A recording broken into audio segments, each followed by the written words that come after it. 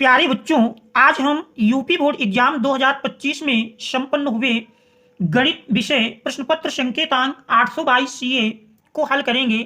तो यदि चैनल पर आप नए हैं तो चैनल को सब्सक्राइब कीजिए, वीडियो को लाइक कीजिए और अपने मित्रों तक शेयर कर दीजिए।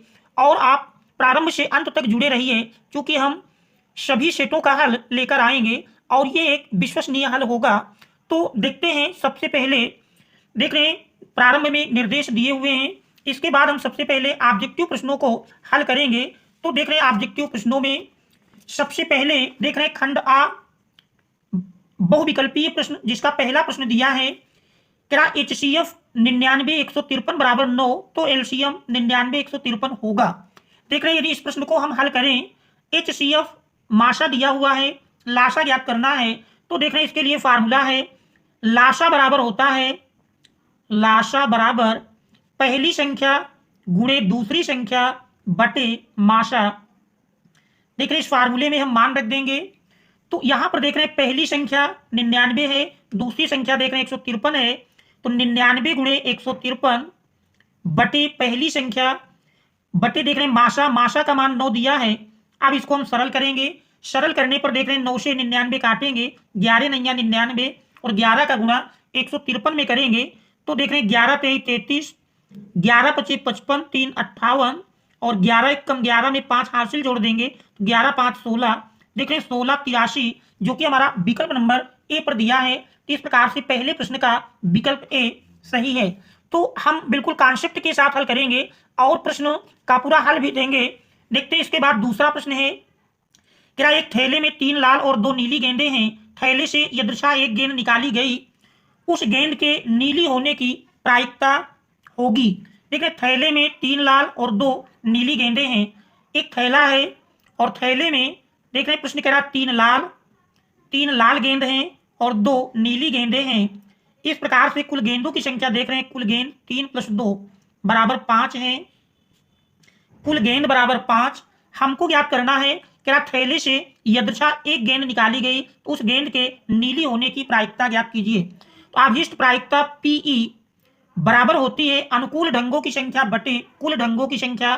देख रहे हैं चूंकि गेंद निकालने पर नीली होने की पूछ रहा है तो नीली गेंदों की संख्या 2 है, ये हमारा अनुकूल ढंग होगा, बटे कुल गेंदों की संख्या देख रहे हैं 5 है तो 2/5 और 2/5 यदि आप देखें तो देख रहे हैं ये हमारा विकल्प नंबर बी पर दिया है। तो इस प्रकार से प्रश्न 2 का विकल्प बी सही है। आप देख रहे हैं यदि हम तीसरे प्रश्न को हल करें, तीसरे प्रश्न में क्या निम्नलिखित सारणी का माध्यक वर्ग होगा। तो माध्यक वर्ग की गणना के लिए सबसे पहले हम दी हुई सारणी से संचयी बारंबारता का एक कॉलम बनाएंगे। संचयी बारंबारता देख रहे हैं संचयी बारंबारता पहले वर्ग अंतराल की बारंबारता और संचयी बारंबारता दोनों समान होती है, एक मिल जाएगी। फिर दूसरे वर्ग की बारंबारता और पहले वर्ग की संचयी बारंबारता को जोड़ देंगे तो देख रहे हैं 5 + 1 6 के बराबर मिल जाएगा। फिर 6 8 14 और 14 + 6 जोड़ते हैं 14 6 20, 20 3 23। तो देख रहे हैं ये संचयी बारंबारता मिल जाएगी। अब यदि हम बारंबारता का योग निकालें तो देख रहे हैं बारंबारताओं को जोड़ेंगे 1 5 6 6 8 14, 14 6 20, 20 3 23, तो n बराबर 23 मिल जाता है। देख रहे हैं बारंबारताओं का योग n बराबर 23। इसके बाद हम n/2 का मान निकालेंगे। देख रहे हैं n/2 23/2 और 23/2 यदि आप सरल करें तो देख रहे हैं 2 1 कम 2, 2 1 कम 2 और 2 पंचे 10, 11.5। देख रहे हैं संचयी बारंबारता 14 के अंतर्गत मिलेगा। इस प्रकार से कह सकते हैं माध्यक वर्ग 8 से 12 होगा। 8 से 12 हम देख रहे हैं विकल्प नंबर सी पर दिया है। तो इस प्रकार से प्रश्न 3 का विकल्प सी सही है। तो बच्चों आशा है कि आप अच्छी प्रकार से आपको हल समझ में आ रहा होगा। फिर भी कहीं कोई समस्या हो तो उसको कमेंट्स के माध्यम से अवश्य अवगत कराएंगे। आप देखते हैं हम चौथे प्रश्न को देख रहे हैं। चौथे प्रश्न में दिया है, चौथे प्रश्न में कह रहा निम्नलिखित बारंबारता बंटन से बहुलक वर्ग होगा। देख रहे हैं वर्ग अंतराल बारंबारता दी है, बहुलक वर्ग बताना है। बहुलक वर्ग के लिए हम जानते हैं जिस वर्ग अंतराल की बारंबारता सबसे अधिक होती है वही बहुलक वर्ग कहलाता है। यहाँ देख रहे हैं सबसे अधिक बारंबारता 23 है, जो कि वर्ग अंतराल 20 से 30 की है। इससे स्पष्ट हो जाता है कि बहुलक वर्ग 20 से 30 होगा और 20 से 30 हम देख रहे हैं विकल्प नंबर सी पर दिया है। इस प्रकार से प्रश्न 4 का विकल्प सी सही है। इसके बाद हम 5वें प्रश्न को देखते हैं। देख रहे हैं 5वें प्रश्न में दिया है कह रहा किसी सिक्के को एक बार उछालने पर शीर्ष अर्थात हेड आने की प्रायिकता होगी। सिक्के को उछालने पर देख रहे किसी सिक्के को एक बार उछालने पर जानते हैं प्रतिदर्श समष्टि में दो अवयव मिलेंगे, हेड या टेल। तो ये हमारा प्रतिदर्श समष्टि एस बराबर मिलेगा। आप पूछ रहा है उछालने पर हेड आने की प्रायिकता, तो देख रहे इसमें हेड अर्थात अनुकूल ढंग एक है, तो अभिष्ट प्रायिकता पीई बराबर बन जाएगी अनुकूल ढंगों की संख्या। देख रहे चूंकि हेड आने की कह रहा है एक हेड है, अनुकूल ढंगों की संख्या 1 बटे कुल ढंगों की संख्या देख रहे हैं कुल 2 हैं, 1/2। 1/2 हम देख रहे हैं विकल्प नंबर डी पर दिया है। इस प्रकार से प्रश्न 5 का विकल्प डी सही है। इसके बाद हम छठे प्रश्न को देखते हैं।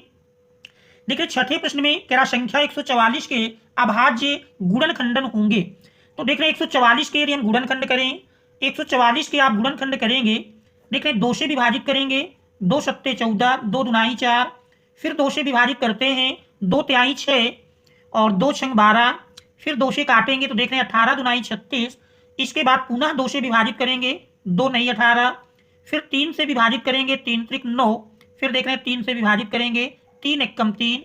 इस प्रकार से 2 की संख्या देख रहे हैं 1 2 3 4, 2 4 बार है और 3 देख रहे हैं 2 बार है, तो 2 की घात 4 गुणे 3 की घात 2। तो ये अभाज्य गुणनखंडन होंगे।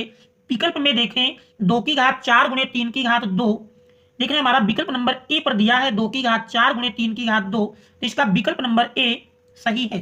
अब हम देखते हैं 7वें प्रश्न को। देख रहे 7वां प्रश्न दिया है। 7वें प्रश्न में कह रहा संख्याओं 54 और 336 का HCF होगा। तो देख रहे हैं 2 संख्याओं का हमको HCF निकालना है। HCF निकालने के लिए हम दोनों के गुणनखंड कर लेते हैं और उनमें जो उभयनिष्ठ गुणनखंड होगा वही HCF होगा। देख रहे 54 का यदि आप खंड करें, देख रहे 54 का हम खंड करेंगे, 2 से विभाजित करेंगे, 2 दुनाई 4, 2 सत्ते 14, फिर देख रहे 27, 3 नवा 27, पुनः 9 को विभाजित करेंगे, 3 त्रिक 9, फिर देख रहे 3 एकम 3। इस प्रकार से 54 के खंड मिल जाते हैं। 54 के खंड देख रहे हैं 2 एक बार है और 3 की संख्या 3 बार है, 3 गुणे 3 गुणे 3। अब इसके बाद दूसरी संख्या देख रहे हैं 336 है। यदि हम 336 के खंड करें, देख रहे हैं 2 से विभाजित करेंगे, 2 एकम 2, 2 छंग 12 और 2 अट्ठे 16, फिर 2 से विभाजित करेंगे, 2 अट्ठे 16, 2 चौको 8, देख रहे हैं 2 से फिर विभाजित होगा, 2 चौको 8, 2 दुनाई 4, फिर 2 से विभाजित करेंगे, 2 दुनाई 4, 2 एकम 2। आप देख रहे हैं 21 3 से विभाजित होगा, 3 सत्ते 21। इस प्रकार से 336 के खंड मिल जाते हैं।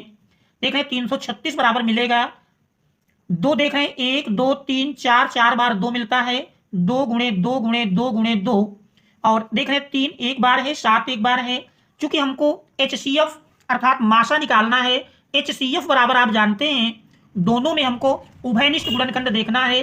पहले में देख रहे हैं 2, दोनों से 1 2 मिल रहा है। इसके बाद देख रहे हैं पहले में 3 की संख्या 3 है जबकि दूसरे में 3 की संख्या 1 है, तो 2 गुणे 3 ये दोनों में उभयनिष्ठ हैं, तो 2 तिहाई 6 और 6 हम देख रहे हैं विकल्प नंबर, आप 6 देख रहे हैं विकल्प नंबर बी पर दिया है। इस प्रकार से प्रश्न 7 का विकल्प बी सही है। आप देख रहे हैं 8वें प्रश्न को, बिंदु 3 4 की x अक्ष से दूरी होगी। आप जानते हैं x अक्ष से दूरी निकालना है तो कोटि का मान होता है और कोटि देख रहे हैं 4 है, तो x अक्ष से दूरी 4 इकाई के बराबर होगी। 4 इकाई देख रहे हैं विकल्प नंबर डी पर दिया है। इस प्रकार से प्रश्न 8 का विकल्प डी सही है। आप देख रहे हैं 9वें प्रश्न में द्विघात समीकरण 3x² + 5x + 3 बराबर 0 के मूल हैं। देखिए इसमें मूल पूछ रहा है, मूल कैसे होंगे, वास्तविक, वास्तविक तथा बराबर, वास्तविक नहीं, वास्तविक तथा भिन्न। इसके लिए हम विविक्तीकरण निकालेंगे। देख रहे हैं समीकरण दिया है 3x² + 5x + 3 बराबर 0। देख रहे हैं तुलना कर लेंगे ax² + bx + c बराबर 0 से। यदि समीकरण की हम तुलना करें तो देख रहे हैं तुलना करने पर इसमें जो मान मिलेगा a बराबर 3, देख रहे हैं b बराबर 5 और c बराबर 3, तो विविक्तीकरण बराबर होता है b² - 4ac। देख रहे हैं मान रख देंगे, b का मान है 5, 5 का स्क्वायर माइनस 4 गुणे a का मान देख रहे हैं 3 है, गुणे c का मान भी 3 है। सरल करेंगे 5 का स्क्वायर 25 माइनस देख रहे हैं 4 तिहाई 12 और 12 तिहाई 36, 25 से आप 36 घटाएंगे, देख रहे हैं चिन्ह बड़ी संख्या का, तो माइनस में 11 मिल जाएगा और ऋणात्मक आने का मतलब मूल वास्तविक नहीं होंगे। तो देख रहे हैं चूंकि B square minus 4ac is less than 0, जो कि दर्शाती है कि समीकरण के मूल वास्तविक नहीं होंगे। वास्तविक नहीं देख रहे हैं, विकल्प नंबर सी पर दिया है। इस प्रकार से प्रश्न 9 का विकल्प सी सही है। आप देख रहे हैं, हम 10वें प्रश्न को देखें। 10वें प्रश्न में समीकरणों x माइनस वाई बराबर 2 एवं x प्लस वाई बराबर 2 का हल होगा। देख रहे हैं कि दोनों समीकरणों को हल करें। पहला समीकरण दिया है x माइनस वाई बराबर 2, देख रहे हैं x माइनस वाई बराबर 2, और दूसरा समीकरण है x प्लस वाई बराबर 2। अब इनका हल पूछ रहा है। देख रहे हैं दोनों समीकरणों को हल करने के लिए y का गुणांक समान है और विपरीत है, कैंसिल हो जाएगा। तो 2x बराबर देख रहे हैं 2 प्लस 2 4, या x बराबर 4/2, 2 दुनाई 4, तो देख रहे हैं x बराबर 2 मिल जाता है। अब x बराबर 2 हम पहले या दूसरे समीकरण में ही रख दें। x बराबर 2 रखेंगे तो देख रहे हैं 2 प्लस वाई बराबर 2, 2 प्लस वाई बराबर 2, देख रहे हैं 2 प्लस वाई बराबर 2, 2 2 कैंसिल हो जाएगा, देख रहे हैं y बराबर 0 मिल जाएगा। तो इस प्रकार से x बराबर 2 और y बराबर 0, तो 2 0 हम देख रहे हैं विकल्प नंबर, देख रहे हैं x बराबर 2 और y बराबर 0, x बराबर 2 y बराबर 0, देख रहे हैं ये हमारा विकल्प नंबर डी पर दिया है। तो इस प्रकार से प्रश्न 10 का देख रहे हैं विकल्प डी सही है। अब यदि हम 11वें प्रश्न को हल करें तो देख रहे हैं 11वें प्रश्न में दिया है क्या दो संख्याओं का योगफल तथा अंतर क्रमशः 8 और 2 हैं, तो संख्याएं ज्ञात कीजिए। देखिए दो संख्याएं मान लेते हैं, एक संख्या x है, दूसरी संख्या y है। क्योंकि दोनों का योगफल 8 है, योगफल x प्लस वाई बराबर 8 दिया है, अंतर यानी x माइनस वाई और ये बराबर 2 के दिया है। अब इन समीकरणों को यदि हम हल करते हैं, y देख रहे हैं प्लस माइनस में कैंसिल हो जाएगा, तो x प्लस x बराबर 2x, और देख रहे हैं 8 प्लस 2 10। तो इस प्रकार से x बराबर 10/2, देख रहे हैं सरल करेंगे 2 पंचे 10, तो x बराबर 5 मिल जाता है। और इस x के मान को यदि हम पहले समीकरण में रख दें तो 5 प्लस वाई बराबर 8, या y बराबर 8 माइनस 5, देख रहे हैं 8 से 5 घटाएंगे तो बराबर 3 के मिल जाएगा। इस प्रकार से x बराबर 5 और y बराबर 3, देख रहे हैं x बराबर 5 और y बराबर 3, अर्थात दोनों संख्याएं एक 5 होगी दूसरी 3 होगी, 5 3 देख रहे हैं हमारा विकल्प नंबर बी पर दिया है। इस प्रकार से प्रश्न 11 का विकल्प बी सही है। आप देख रहे हैं यदि हम 12वें प्रश्न को देखें, 12वें प्रश्न में देख रहे दिया है क्या समांतर श्रेणी 10, 7, 4 एंड सो ऑन का 20वां पद होगा। देखिए समांतर श्रेणी दी हुई है, समांतर श्रेणी में 10, 7, 4 एंड सो ऑन का 20वां पद होगा। देखिए प्रथम पद a बराबर 10 है, सार्वांतर d निकालेंगे, दूसरे से पहला आप घटाएंगे 7 माइनस 10, 7 से 10 घटाएंगे तो देख रहे हैं -3 मिल जाएगा। इसके बाद 20वां पद पूछ रहा तो n बराबर देख रहे हैं 20 है। हम 90वें पद का सूत्र लगाएंगे, 90वें पद का फार्मूला है tn बराबर a plus n minus 1 into D, मान रख दें 20वां पद निकालना है तो t20 बराबर a का मान देख रहे हैं 10 है प्लस n माइनस 1, n की जगह 20 है तो 20 माइनस 1 इंटू डी का मान देख रहे हैं -3 है। इसको सरल कर लेंगे, सरल करने पर आप देख रहे हैं यही बराबर हमारा मिल जाएगा। देख रहे हैं सरल करने पर 10 प्लस माइनस का गुणा किए माइनस, और 20 से देख रहे हैं 1 घटाएंगे 19, 19 त्रिक 57, 10 माइनस 57, प्लस माइनस घटेगा चिन्ह बड़ी संख्या का तो देख रहे हैं माइनस में 47 आ जाएगा। तो 20वें पद का मान -47 होगा, और -47 हम देख रहे हैं विकल्प नंबर सी पर दिया है। इस प्रकार से प्रश्न 12 का विकल्प सी सही है। आप देख रहे हैं 13वें प्रश्न को यदि देखें, 13वें प्रश्न में 5 सेंटीमीटर त्रिज्या के वृत्त पर उसके केंद्र से 13 सेंटीमीटर दूर स्थित एक बिंदु से खींची गई स्पर्शरेखा की लंबाई हो तो देख रहे हैं इसमें दिया है 5 सेंटीमीटर त्रिज्या के एक वृत्त पर, 5 सेंटीमीटर त्रिज्या का मान लीजिए वृत्त है, वृत्त पर उसके केंद्र से देख रहे हैं केंद्र है से 13 सेंटीमीटर की दूरी पर, 13 सेंटीमीटर की दूरी पर स्थित एक बिंदु से, ये मान लीजिए एक बिंदु है P और केंद्र O, 5 सेंटीमीटर त्रिज्या है, दूरी 3 सेंटीमीटर है, खींची गई स्पर्श रेखा की लंबाई होगी। इस बिंदु से वृत्त पर हम स्पर्श रेखा खींचते हैं, मान लीजिए PA स्पर्श रेखा है, इस स्पर्श रेखा की लंबाई निकालना है जबकि त्रिज्या 5 सेंटीमीटर दी है। हम जानते हैं स्पर्श रेखा के स्पर्श बिंदु पर खींची गई त्रिज्या स्पर्श रेखा पर लंब होती है, तो ये कोण 90 अंश का बनेगा। तो ये हमारा कोण OAP एक समकोण त्रिभुज बनेगा। तो इसमें हमको पाइथागोरस की प्रमेय लगा देना है। देख रहे पाइथागोरस की प्रमेय लगाएंगे तो स्पर्श रेखा की लंबाई PA बराबर मिल जाएगी अंडर रूट, देख रहे चूंकि 90 है तो कर्ण मिल जाएगा 13 का स्क्वायर माइनस 5 का स्क्वायर, और 13 का स्क्वायर जानते हैं 13 का स्क्वायर 169 होता है, तो अंडर रूट 169 माइनस 25, 169 से 25 घटाएंगे देख रहे 144 मिल जाएगा, और 144 का वर्गमूल 12 होता है। तो स्पर्श रेखा की लंबाई 12 सेंटीमीटर होगी। 12 सेंटीमीटर देख रहे हैं विकल्प नंबर डी पर दिया है। इस प्रकार से प्रश्न 13 का विकल्प डी सही है। आप देख रहे हैं यदि हम 14वें प्रश्न को देखें, 7 सेंटीमीटर भुजा वाले दो घनों के सिरों को मिलाकर रखा गया है, प्राप्त ठोस का संपूर्ण पृष्ठीय क्षेत्रफल होगा। देख रहे हैं दो घनों को जब आप सटा कर रख देंगे, जैसे आप देख रहे हैं एक घन आपका ये है और दूसरा घन इसी को सटा करके रखा गया है, दूसरा घन देख रहे हैं इस प्रकार से दूसरा घन बन जाएगा। और इस प्रकार से इन घनों को यदि आप सटा कर रख देते हैं तो सटा कर रखने पर आप देख रहे हैं ये प्राप्त आकृति हमारी घनाभ की हो जाएगी। भुजा 7 से 7 + 7 देख रहे हैं 14 सेंटीमीटर इसकी लंबाई हो जाएगी। लंबाई L बराबर 14 सेंटीमीटर, चौड़ाई और ऊंचाई देख रहे हैं 7 ही रहेगी, B बराबर 7 और H बराबर 7। LBH के मान मिल जाते हैं। और पूछ रहा ठोस का संपूर्ण पृष्ठीय क्षेत्रफल, चूंकि ठोस आप देख रहे हैं घनाभ के आकार का बनता है, तो घनाभ का हमको संपूर्ण पृष्ठीय क्षेत्रफल निकालना है। घनाभ का संपूर्ण पृष्ठ बराबर होता है जानते हैं 2 × LB + BH + HL। देख रहे हैं इसी में हमको मान रख लेना है 2 × L अर्थात लंबाई 14 × B 7 plus B × H 7 × 7 plus फिर देख रहे हैं H × L, H 7 है L 14 है, सरल करते हैं तो देख रहे हैं 2 और 14 7 का गुणा करेंगे 14 × 7 = 98, फिर देख रहे हैं 7 × 7 = 49 प्लस 14 × 7 = 98।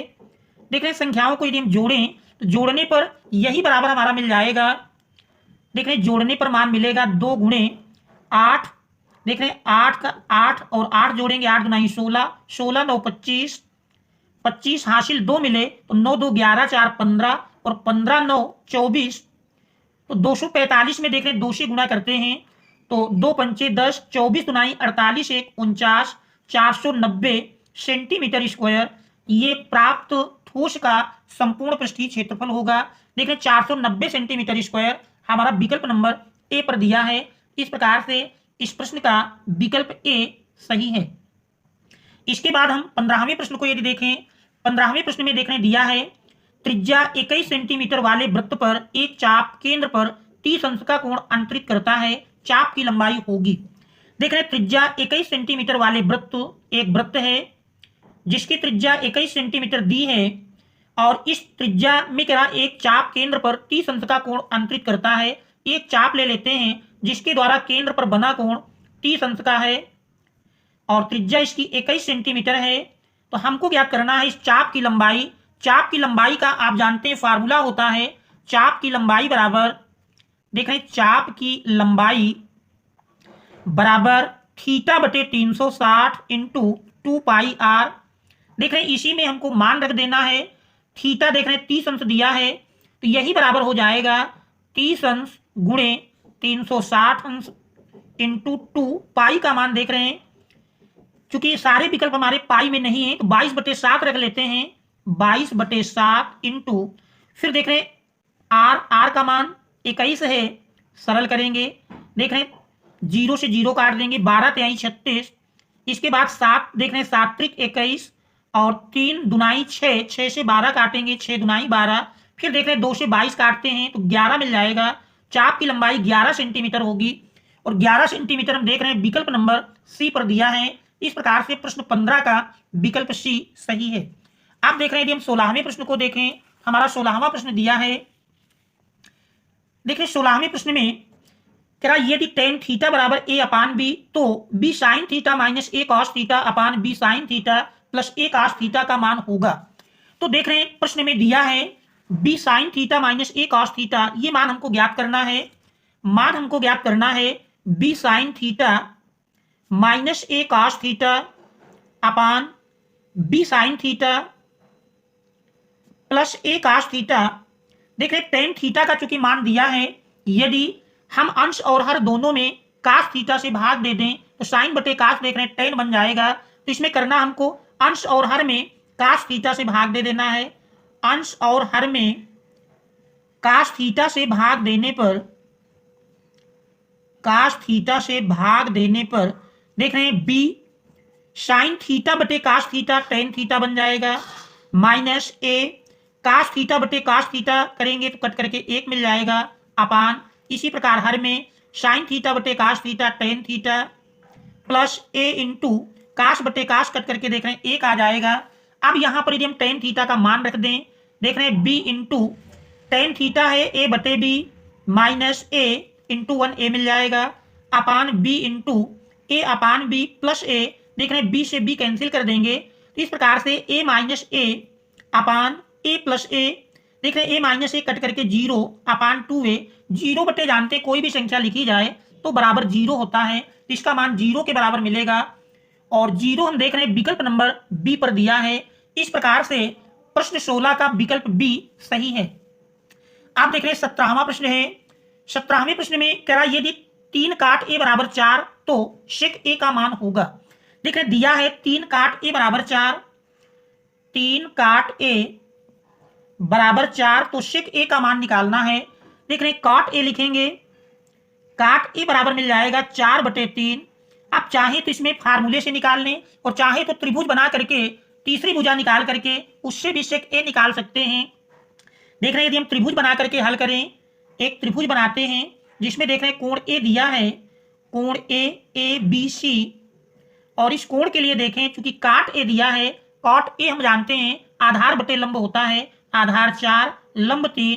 आप देख रहे हैं पाइथागोरस की प्रमेय से यदि कर्ण की माप निकालें तो देख रहे हैं कर्ण ए सी बराबर मिल जाएगा अंडर रूट 4 का स्क्वायर प्लस 3 का स्क्वायर। 4 का स्क्वायर देख रहे हैं 16 और 3 का स्क्वायर 9, 16 9 25 और 25 का वर्गमूल 5 मिल जाएगा। इस प्रकार से देख रहे हैं एसी की माप 5 मिल जाती है। पूछ रहा शेक ए, शेक जानते हैं काश का उल्टा होता है अर्थात कर्ण बटे आधार, मान रख देते हैं। कर्ण देख रहे हैं 5 है, आधार 4 है, तो शेक ए बराबर 5 बटे 4 और 5 बटे 4 हम देख रहे हैं विकल्प नंबर डी पर दिया है। इस प्रकार से प्रश्न 17 का विकल्प डी सही है। इसके बाद 18वां प्रश्न है। देख रहे हैं 18वें प्रश्न में दिया है कह रहा यदि साइन 2a बराबर अंडर रूट 3 बटे 2 है तो a का मान होगा। देखिए साइन 2a बराबर अंडर रूट 3 बटे 2 दिया है, साइन 2a बराबर अंडर रूट 3 बटे 2, हमको a का मान निकालना है। अंडर रूट 3 बटे 2 जानते हैं साइन 60 अंश का मान होता है। देख रहे साइन 2a बराबर साइन 60 तो 2a बराबर 60 मिल जाएगा, या a बराबर 60 बटे 2, 60 अंश बटे 2 काटेंगे देख रहे 30 अंश के बराबर मिल जाएगा। इस प्रकार से कोण ए का मान 30 अंश और 30 अंश हम देख रहे हैं विकल्प नंबर सी पर दिया है। इस प्रकार से प्रश्न 18 का विकल्प सी सही है। इसके बाद देख रहे हैं यदि हम 19वें प्रश्न को देखें तो ये हमारा 19वां प्रश्न दिया है। देख रहे हैं 19वें प्रश्न में कह रहा है यदि 2 cos 3 थीटा इक्वल टू 1 है तो थीटा का मान होगा। देख रहे हैं दिया है 2 cos 3 थीटा बराबर 1 जानते हैं, ये अगर 2 हम पक्षांतर कर लें तो देख रहे हैं cos 3 थीटा बराबर मिल जाएगा 1/2 और 1/2 cos में अगर हम देखें 1/2 cos 60 अंश का मान होता है। देख रहे हैं दोनों ओर से cos छोड़ देंगे तो 3 थीटा बराबर 60 अंश या थीटा बराबर 60 अंश बटे 3, सरल करेंगे 3 दुनाई 6 तो थीटा बराबर 20 अंश मिल जाता है। देख रहे हैं इसमें हमको थीटा का मान ही निकालना था, थीटा बराबर 20 अंश और 20 अंश देख रहे हैं विकल्प नंबर बी पर दिया है। इस प्रकार से प्रश्न 19 का विकल्प बी सही है। तो देख रहे हैं प्रश्न पत्र बहुत ही आसान था। प्यारे बच्चों आशा है आप लगभग सभी सही कर लिए होंगे। तो आपको अपना स्कोर कमेंट्स के माध्यम से अवश्य देना है कि आपने 20 में कितने अंकों को सही किया है, कितने नंबर आपके 20/20 आ रहे हैं कि 20 में 1-2 प्रश्न आपके गलत हुए हैं। तो इसको कमेंट्स के माध्यम से अवश्य अवगत कराएंगे और वीडियो कैसा लगा इसको भी आप कमेंट्स में जरूर दर्शाएंगे। एक देखते हैं 20वां प्रश्न हमारा शेष है, तो इस 20वें प्रश्न को और समझते हैं। कह रहा दिए गए चित्र में त्रिभुज एबीसी के आधार बीसी के समांतर रेखाखंड पीक्यू खींचा गया है, जिसमें पीक्यू अनुपाते कह रहा बीसी 1:3 है। तो पीक्यू और बीसी का अनुपात दिया है, हमको एपी और बीपी का अनुपात निकालना है। तो देख रहे हैं दिया है त्रिभुज एबीसी के आधार बीसी के समांतर, देख रहे हैं आधार बीसी के समांतर कह रहा रेखाखंड पीक्यू खींचा गया है। तो पीक्यू और बीसी ये दोनों समांतर हैं। फिर कह रहा है यदि पीक्यू अनुपाते बीसी बराबर 1:3 है तो एपी और बीपी का अनुपात होगा। आपने पढ़ा है थेल्स की प्रमेय में कि किसी त्रिभुज में एक भुजा के समांतर खींची गई रेखा त्रिभुज की शेष दो भुजाओं को एक ही अनुपात में विभाजित करती है। तो उसी फार्मूले का हमको प्रयोग करना है। क्योंकि देख रहे हैं पीक्यू बीसी के समांतर है, इसलिए इस शेष दो भुजाओं को एक ही अनुपात में विभाजित करेगी।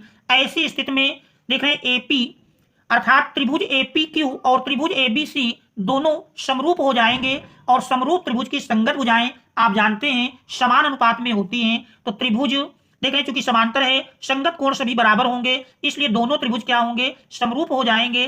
त्रिभुज एबीसी समरूप है त्रिभुज एपीक्यू के। अब देख रहे हैं इनकी संगत भुजाओं का यदि हम अनुपात लिखते हैं तो देख रहे हैं एपी अनुपाते एबी, एपी अनुपाते एबी बराबर मिलेगा पीक्यू अनुपाते बीसी, पीक्यू अनुपाते बीसी। देख रहे हैं पीक्यू और बीसी का अनुपात दिया है 1:3, निकालना हमको एपी और बीपी है। एपी एबी को हम लिख सकते हैं एपी प्लस पीबी, देख रहे हैं एपी प्लस बीपी, और इधर देख रहे हैं पीक्यू अनुपाते बीसी, चूंकि दिया है पीक्यू और बीसी का जो अनुपात है वो हमारा 1:3 है, तो ये मान रख देते हैं 1/3। अब देख रहे हैं इसका यदि हम तिरछा गुणा कर दें 3 एपी बराबर मिल जाएगा AP plus BP, AP plus BP. आप देख रहे हैं एपी पक्षांतर करेंगे तो 3 AP minus AP, 3 AP minus AP बराबर बीपी। देख रहे हैं 3 एपी से 1 एपी घटाएंगे 2 एपी मिलेगा, 2 एपी बराबर बीपी या एपी बटे बीपी। देख रहे हैं एपी बटे बीपी बराबर लिखेंगे एपी अपान बीपी बराबर, देख रहे हैं यहाँ 1 बचता है और 2 हमारा बटे में मिल जाएगा। निकालना था हमको एपी और बीपी का अनुपात, इस प्रकार से एपी अनुपाते बीपी बराबर 1:2। तो ये हमारे प्रश्न का उत्तर होगा। और देख रहे हैं 1:2 यदि आप देखें तो ये हमारा विकल्प नंबर ए पर दिया है। इस प्रकार से प्रश्न 20 का विकल्प ए सही है। तो इस प्रकार से प्यारे बच्चों ये हमारा संकेतांक 822 सीए के खंड आ बहुविकल्पी प्रश्नों का हल है। तो वीडियो कैसा लगा कमेंट्स के माध्यम से अवगत कराएंगे, और अपना स्कोर जरूर कमेंट्स के माध्यम से देंगे कि आपने सेक्शन ए के 20 प्रश्नों में कितने प्रश्नों का आपने सही किया। वैसे सेट ये पूरा बहुत आसान था। इसके बाद हम देख रहे हैं खंड बा वर्णात्मक प्रश्नों को, इसके तुरंत बाद हम हल लेकर आएंगे। तो बच्चों यदि चैनल पर आप नए हैं, अभी तक आपने चैनल को सब्सक्राइब नहीं किया है तो चैनल को सब्सक्राइब अवश्य कर लें, क्योंकि इसके बाद हम ये खंड बा लेकर आएंगे और शेष जो अन्य 6 सेट हैं उन सारे सेटों का हल भी लेकर आएंगे। तो आप अपना स्कोर कमेंट्स के माध्यम से अवश्य अवगत कराएंगे, और वीडियो कैसा लगा इसको जरूर कमेंट्स के माध्यम से देंगे। Thanks all of you for watching.